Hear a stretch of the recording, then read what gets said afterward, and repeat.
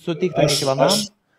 Taip. su šita, su tokia, reiškia, pozicija niekada nesutikau, nei Tarybų sąjungos laikais nesutikau, nei nepriklausomybės laikais nesutikau, kad, reiškia, kad būtų primetama viena kažkokia tai, reiškia, tiesa.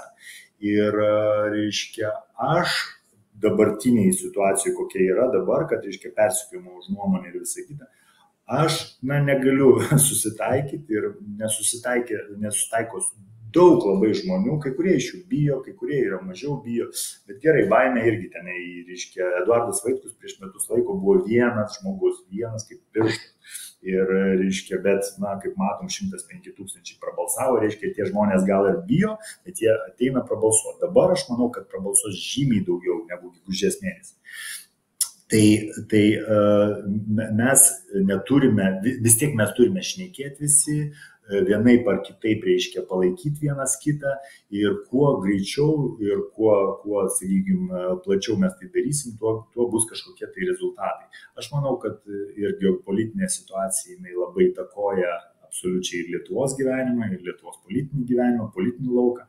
Aš manau, kad metų galo gali įvykti daug įvairių, reiškia, nenumatytų dalykų, arba net dabar šiai dienai numatomų labai tokių kardinalių, reiškia, postumių ir jie įtakos mūsų visuomeninį gyvenimą.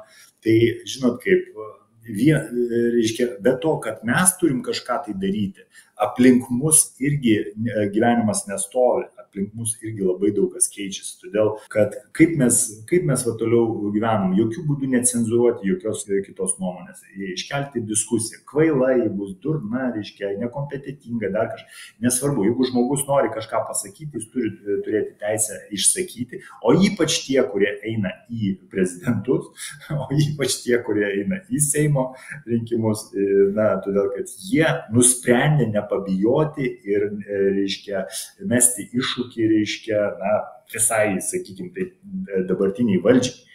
Tai iššūkį ne ta prasme, kad, reiškia, kažkaip tai paimti ir, reiškia, ją kišti viską į kalėjimą, bet tiesiog pasiūlyti kitą alternatyvą, kitą valstybės vystymosi alternatyvą.